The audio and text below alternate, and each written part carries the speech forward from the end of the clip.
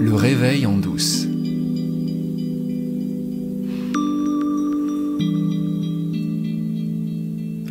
À la fin de la saison 2, j'avais promis que je diffuserais les 2 interviews que j'ai faites au début du mois de juillet à Nantes, de Gérard Perrin et de Marion Renaud. Et tu les attends toujours. Et en fait, si tu les attends toujours, c'est parce que j'ai tout simplement pas le temps.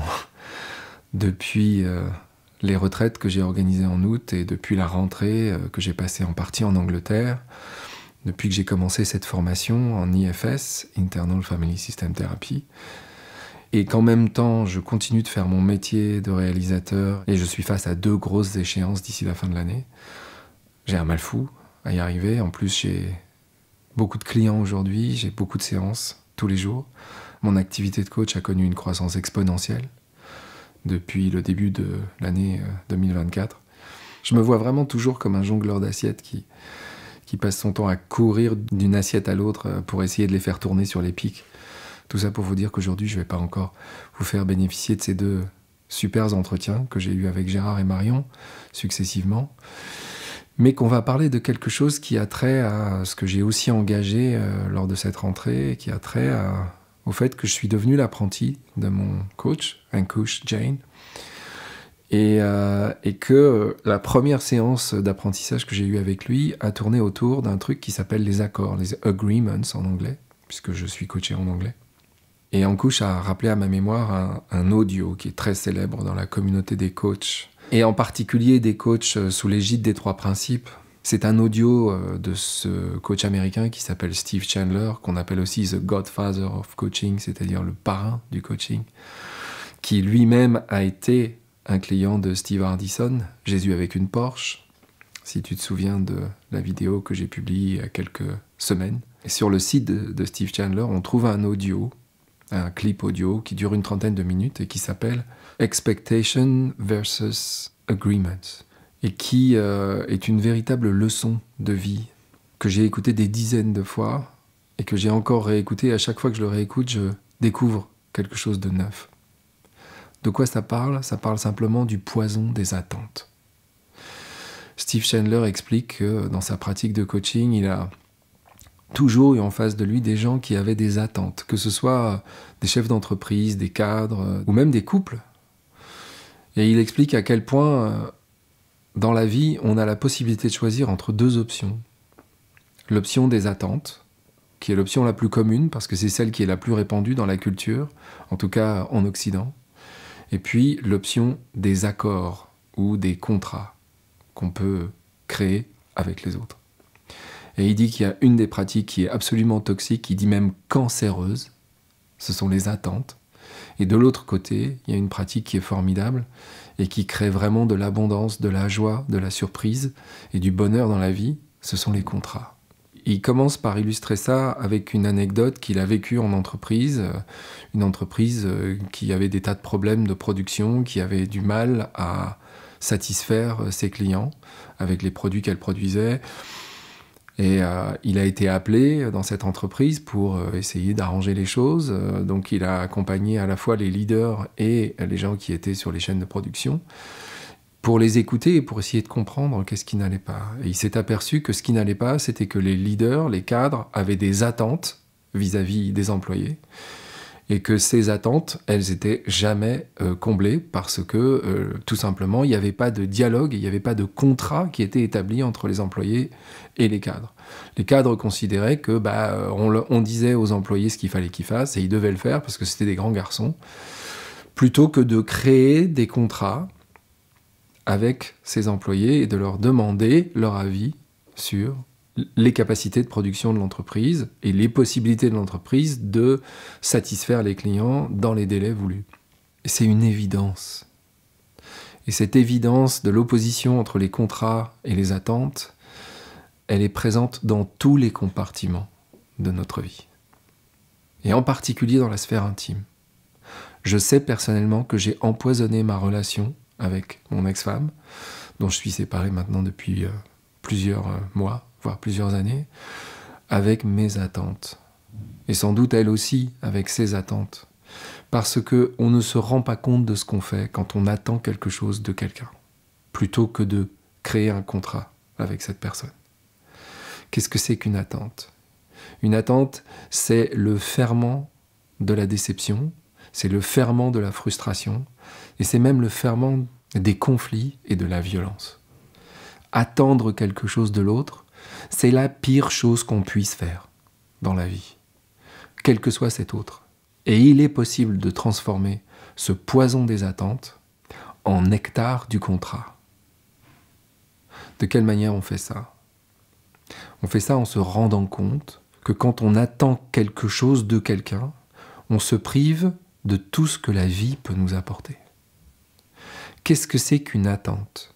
Une attente, c'est notre cerveau qui sait déjà d'avance ce dont il a besoin et qui veut le recevoir. J'ai expliqué dans un short que notre cerveau n'a pas beaucoup d'imagination et que, contrairement à ce qu'il veut nous faire croire, il n'est pas capable tout seul de nous apporter le bonheur. Ce qui nous apporte le bonheur, c'est de nous connecter à la source de ce que nous sommes. Et à la source de ce que nous sommes, il n'y a que des surprises, il n'y a que de la créativité, il n'y a que de l'inventivité et de la transformation. Tout ce qui est de l'ordre de l'habitude et des choses qu'on attend par habitude, c'est pas là. C'est pas ça, le diamant, l'or qui se trouve à l'intérieur de nous. L'or qui se trouve à l'intérieur de nous, c'est un or de surprise et de créativité. Les attentes, c'est le contraire de la surprise. C'est le contraire de la créativité. Si j'attends quelque chose de l'autre, je peux être à peu près sûr que je serai toujours déçu. Pourquoi? Parce qu'il n'y a que deux options. Si j'attends quelque chose de toi et que tu me le donnes, il ne se passe rien. Parce qu'en fait, comme je l'attendais, je reçois simplement ce que j'attends. Et je vais croire que ça va me suffire. Mais je vais vite me rendre compte que ça ne me suffit pas du tout. Que j'ai une autre attente qui vient derrière, c'est que tu continues de me donner ce que j'attends. Et que peut-être tu vas arrêter de me le donner. Et rien que ça, c'est une pensée qui va mettre dans ma tête la graine de la déception. Et si jamais tu ne réponds pas à mes attentes, la déception, elle va être là. Je vais être déçu. Et puis je vais te le dire. Je vais dire, moi, je m'attendais quand même à ce que tu fasses ça. Le matin, je m'attends à ce que tu m'embrasses quand je m'en vais. Je m'attends à ce que ce soit toi qui me rende sexy à mes propres yeux. Je m'attends à ce que ce soit toi qui m'apporte cet amour dont j'ai besoin pour me sentir aimé dans le monde. Si tu ne me le donnes pas, c'est terrible. Donc je vais te le reprocher. Et le reproche qui est directement le fruit des attentes est le poison par excellence de toutes les relations, quelles qu'elles soient, familiales ou au travail. C'est exactement la même chose. Ou même dans la vie courante, quand on va chez le boulanger et qu'on s'attend à ce que le boulanger, il ait des pains au chocolat, mais malheureusement, quand on y arrive, il n'y en a plus. Alors on est déçu. Et le nombre de gens que je vois et qui sont déçus, et qui pensent qu'ils ont raison d'être déçus, et que c'est une bonne manière de changer le monde que d'être constamment déçus, et de dire à quel point tout ce qui se passe autour de nous est déplorable. Ouais. Donc Steve Chandler, dans cet audio, il improvise comme souvent, et il n'arrête pas de faire des parallèles entre la vie en entreprise et la vie intime. Et il dit, pour amorcer la pompe qui consiste à laisser tomber nos attentes, le meilleur moyen, c'est de créer des contrats. Et il prend cet exemple dans l'entreprise dont je parlais au début. Il dit, voilà, il met en face les cadres et les employés, et il demande aux cadres, demandez-leur ce que vous voulez. Ok, alors on voudrait que la production soit prête pour le vendredi, de manière à ce que le client soit livré le lundi. Est-ce que c'est possible pour vous, l'employé, de vous engager à ce que la production soit prête le vendredi? Et là, l'employé va répondre, il va dire, compte tenu du fait que l'équipe est un peu trop étroite, moi j'ai besoin de quelqu'un en plus pour pouvoir vous promettre que ce sera prêt le vendredi. Sinon, si j'ai pas de gens en plus, je vais pas pouvoir le faire avant, disons, le mardi ou le mercredi. Alors au début, le cadre, il est un peu stupéfait, et puis il dit, ok, alors ça veut dire, si je vous mets quelqu'un en plus, vous me garantissez que ce sera prêt le vendredi? Et l'employé dit, oui, si j'ai quelqu'un en plus, je peux m'engager sur le fait que ce sera prêt le vendredi. C'est complètement différent que d'avoir des attentes, d'envoyer un mail à la chaîne de production et de dire « il me faut ça pour vendredi ». Évidemment, de ne pas l'avoir. Ça paraît une évidence, mais c'est comme ça que ça se passe la plupart du temps. Et si tu examines ta vie, je suis sûr que tu vas trouver des endroits où tu as des attentes et où tu vas être déçu dans tes attentes. Mais il y a une autre chose à voir encore par rapport aux attentes. C'est à quel point les attentes, c'est de la lâcheté. C'est être lâche d'avoir des attentes vis-à-vis des autres. C'est tout mettre sur eux, alors que c'est ta responsabilité. Steve Chandler prend un exemple dans l'entreprise. Il dit, voilà, il y a des réunions toutes les semaines, et il y a des gens qui ne se pointent pas aux réunions. Et il y a un leader qui va commencer à engueuler le staff en leur disant « Comment se fait-il que vous n'êtes pas là à l'heure aux réunions ? C'est un scandale, vous vous foutez du monde. » Et là encore, Chandler va dire « C'est pas comme ça qu'il faut faire. Il faut aller parler aux gens qui sont en retard ou qui n'arrivent pas et leur dire « Bon, manifestement, ça marche pas, mais moi j'ai envie, dans mon système, que vous soyez là aux réunions de la première à la dernière minute. C'est ça l'importance que vous avez pour moi. C'est ça qui signifie à quel point je valorise votre présence. Comment on peut faire pour que ce soit possible ? Et je vous demande de me dire comment on peut faire pour que ce soit possible et que ce soit réaliste pour vous, parce que si vous signez un accord avec moi et que c'est un accord qui ne marche pas pour vous, ça ne peut pas être un accord. Moi, ce qui m'intéresse, c'est que ce soit OK pour vous aussi. Et on négocie. Et si on négocie comme ça et que malgré tout ça ne marche pas, c'est formidable. C'est une nouvelle opportunité pour se revoir et se dire, bon, de quelle manière on peut se mettre d'accord pour que nos accords fonctionnent. Alors que si on ne se base que sur les attentes, si on prend pour acquis le fait que je suis le chef, tu es l'employé, et que dès lors que je te dis de faire quelque chose parce que j'attends que tu fasses ça, tu vas le faire pour moi, on ne crée pas une situation favorable à des relations humaines qui vont aller dans le sens de l'épanouissement à la fois des individus et de la réussite de l'entreprise. Et c'est bête comme chou. Dans cet audio dont je vous parle, Steve Chandler évoque aussi le fait qu'il y a des gens qui considèrent que quand on a quelque chose sur le cœur, il faut le dire. Que quand on a un reproche à faire aux gens, il faut le dire. Parce que le dire, c'est sain, en fait. C'est bon pour soi. On l'extériorise, cette chose qu'on a à l'intérieur de soi et qui nous ronge, et c'est ça qu'il faut faire. C'est sain. C'est la meilleure chose à faire. Et il dit, mais qu'est-ce que c'est que cette histoire ? Dire ce qu'on a sur le cœur par rapport à des attentes qu'on a et qui ne sont pas comblées, c'est juste empoisonner la relation. Mon câblage interne a toujours été extrêmement sensible aux reproches. Quand on me fait des reproches, je sens depuis l'enfance, intuitivement, que quelque chose cloche. Évidemment, je les prends pour moi. En tout cas, je les prenais pour moi. Et il m'arrive encore de les prendre pour moi. Mais je sais intuitivement, en me connectant à la sensation, que quelque chose ne va pas dans cette histoire. Et ce qui ne va pas dans cette histoire, c'est pas moi. C'est l'autre. Quand moi, je suis tenté de faire des reproches à quelqu'un, c'est chez moi qu'est le problème, pas chez l'autre. L'autre est simplement le miroir de ma frustration. Et si j'ai de la frustration, c'est parce que j'ai pas posé les relations comme il fallait les poser. Et qu'au lieu de générer des contrats ou des accords avec l'autre, je me suis fondé sur des attentes. Et personne, aucun être humain n'a envie de combler les attentes de quelqu'un d'autre. Par contre, si on nous propose un contrat, il y a un truc qui est très clair, c'est qu'on déteste, en général, ne pas tenir notre parole. Et Chandler dit, regardez les films Le Parrain, et vous allez voir que même chez les malfaiteurs, c'est quelque chose qui est très important. Tenir sa parole, le serment. Et ça traverse toute l'humanité, ça. Donc quelqu'un avec qui on va contracter va être beaucoup plus susceptible de remplir le contrat que quelqu'un envers lequel on va avoir des attentes et dont la nature fondamentalement rebelle, l'esprit libre qui est à l'intérieur de nous, qui est l'essence de ce que nous sommes, va se rebeller contre le fait de combler les attentes de quelqu'un d'autre. Et si tu arrives à voir ça, si tu arrives à voir ça à l'intérieur de toi, tu vas te nettoyer de toutes les attentes. Pourquoi c'est bon de se nettoyer des attentes ? Chandler prend un exemple. Il dit, par exemple, on croise quelqu'un dans la rue qu'on n'a pas vu depuis longtemps et ça nous fait plaisir. Ah ! Et on dit, oh, qu'est-ce que c'est inattendu ? Quelle rencontre inattendue ? Unexpected encounter. Quelle rencontre inattendue. Et le plaisir que ça nous fait, l'inattendu. Et c'est ça qui fait le sel de la vie. C'est l'inattendu. C'est ce à quoi on ne s'attend pas. Une rencontre, par exemple.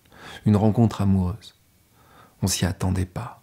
Peut-être on l'attendait d'une certaine manière, mais on ne s'attendait pas à celle-là. Et qu'est-ce qui est si plaisant au début d'une rencontre amoureuse?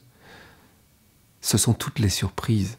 Et parfois, ces surprises, c'est que elle est ou il est exactement, on dirait qu'il est exactement ce que j'attendais. Et c'est ça la surprise. Mais là où il peut y avoir un problème assez vite, c'est quand on attend de l'autre qu'il génère toujours cet état de surprise pour nous. Et évidemment, ça ne marche pas, puisqu'il y a une contradiction. C'est que si on attend toujours la même surprise, eh ben à un moment, on va se lasser. On va attendre l'effet que nous fait cet état de surprise qu'on avait au début. Il n'aura plus lieu, et l'autre va s'épuiser, et nous, on va s'épuiser. Tout simplement parce qu'on sera entré dans le royaume des attentes, au lieu de rester dans le royaume de la surprise. Il n'y a rien de plus beau que de ne pas avoir d'attente, jamais. Envers rien. De regarder le monde comme une source incroyable et inépuisable de surprises à chaque instant et de lui faire confiance. C'est ça qui change la vie. La chose fondamentale sur laquelle je travaille avec mes clients, c'est l'être. C'est de reconnecter notre être avec la source de ce que nous sommes tous et toutes au fond. Et la source de ce que nous sommes tous et toutes au fond, c'est l'univers lui-même. C'est l'intelligence incroyable qu'il y a derrière toute chose. Une intelligence inépuisable en termes de créativité, d'inventivité, de surprise. Et c'est cet esprit-là qu'on doit aller retrouver à l'intérieur de soi parce qu'il est toujours là et qu'il est incassable, invulnérable, infini et éternel. C'est en allant se connecter à cet endroit-là qu'on fait disparaître le poison des attentes dans nos vies. Et qu'au lieu d'attendre des autres qu'ils viennent combler nos attentes, nos pauvres petites attentes, on s'ouvre à la beauté du monde, de ce qu'ils sont. On fait des contrats avec eux si on a envie de vivre des choses qui ne sont pas là. On crée des accords. Quel accord amusant, quelle règle du jeu, parce que c'est un jeu. On pourrait établir pour que tu sois et je sois comblés dans notre relation. Et c'est un jeu dont on n'aura pas besoin d'écrire les règles à chaque fois. C'est pas laborieux de créer des accords avec l'autre. C'est le chemin pour ne plus avoir d'attente. Et quand les attentes sont tombées, peut-être qu'on n'aura même plus besoin de contrat. Parce qu'on se sera tellement soigné soi-même par rapport aux attentes que la vie nous apparaîtra, comme elle m'apparaît aujourd'hui, une source inépuisable de surprises, le carburant de ma joie d'être et de ma paix intérieure non négociable. Arrête d'attendre, contracte et ouvre-toi à la beauté du monde. Ce jeudi 10 octobre, il y a un nouveau webinaire de la communauté francophone des Trois Principes. Tu trouveras le lien Linktree dans la description de cet épisode. Cette fois, nous allons examiner un nouveau chapitre du Chaînon manquant, le livre de Sydney Banks que j'ai traduit en français. Et ce sera le chapitre consacré à la conscience. C'est gratuit, c'est à 18h, il suffit de s'inscrire et j'espère que tu pourras être des nôtres.